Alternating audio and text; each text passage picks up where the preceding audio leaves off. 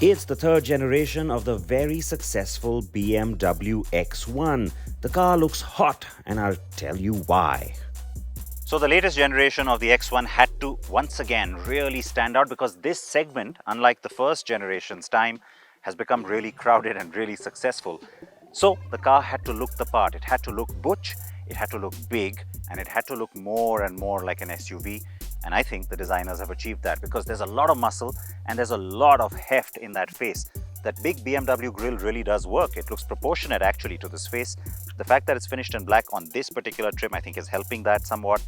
The new interpretation of the twin ring lights, that's also something you see over here. And then of course you've got an ample amount of height and a good greenhouse that again gives it, I think, more SUV cred. I mean, the last generation achieved that compared to the first one, but I think on the third, it's been exaggerated, but it's been exaggerated well.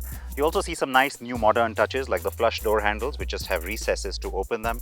That's quite nicely done. And then at the back, I think the overall look and signature of the tail light once again makes the car more recognizable in traffic. So people are going to like it. This color certainly works for me. The new X1 is almost the same size as its predecessor. It's 43mm longer, and that includes a 23mm longer wheelbase. Height is also increased by a mere 43mm, and the car is 23mm wider. The bigger change is on the inside. While the last car also felt roomy, this one makes better use of cabin space and throws in heaps of tech with iDrive 8.0. Modern cabin and all the new styling elements you've seen from BMW on its recent cars showing up on the X1.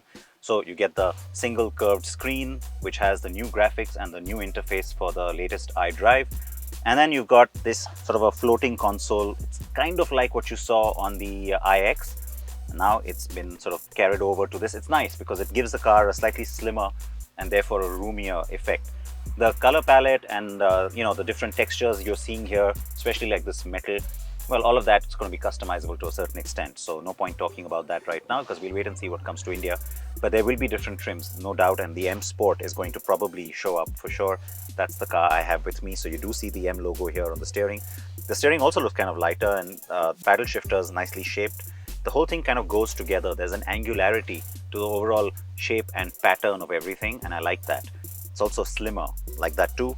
Cool little thing here is this new party trick. You've got this little vertical stand for the wireless charger for your smartphone. That's nice because you can also kind of glance at the phone, though I know that that's probably what you shouldn't be doing. Most people like to be able to at least see that it's charging, so that's probably there for a good thing. It also saves space and gives you more room to put your knickknacks, and you've got this huge amount of space down here as well. 2 USB-C points, and then the last bit I want to talk about is the gearbox. The conventional gear stick is gone. You've got just this little notch here now and a squarish rectangular start-stop button. The curved screen looks like one composite unit, but it has a 10.25-inch digital cluster and a 10.7-inch touchscreen for infotainment and connectivity. Yes, totally new cabin design and more functional and ergonomic too, and you notice that more when you're on the road.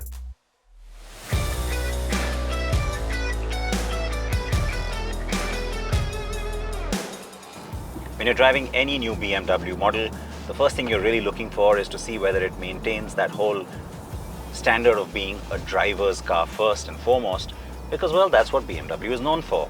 But having said that, with the SAV range, as BMW likes to call it, SUVs, buyers are really looking for a lot of practicality. They're looking for convenience, they're looking for family usage, they're looking for space, and they're looking for a whole lot of technology, connectivity, infotainment, entertainment. So does that mean that performance then has to just kind of take a back seat? Well, that's the concern, and that is what I'm most curious to check on the new X1. Performance does not take a backseat at all. The new X1 is as you'd expect, and luckily a little bit more. The suspension is completely redone and gives you terrific handling. The car feels bigger at first, but not so in its awesome ride and handling.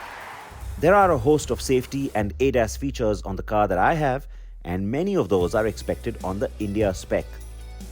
And so I'm really relieved to see that within the first few minutes of driving, you straight away pick up on just how well tuned the suspension is. The steering is nice and precise, and you get the kind of ride quality you expect from a BMW. It's taut but not stiff. The X1 really does tick the boxes when it comes to handling and overall ride quality. The US market, where I drove the X1, gets a punchy 240 bhp xDrive 28i. We're getting the much less powerful, modest iteration, the S-Drive 18i, which still has about 134 bhp on tap. The 7-speed automatic gearbox is standard. A diesel X1 is coming by March. That's also, unfortunately, at the low end, is just the S-Drive 18D M Sport, or front-wheel drive version once again, so pity there is no xDrive or all-wheel drive as was previously expected. The BMW X1 needs to take on the Mercedes-Benz GLA and GLB, Audi Q3 and Lexus NX.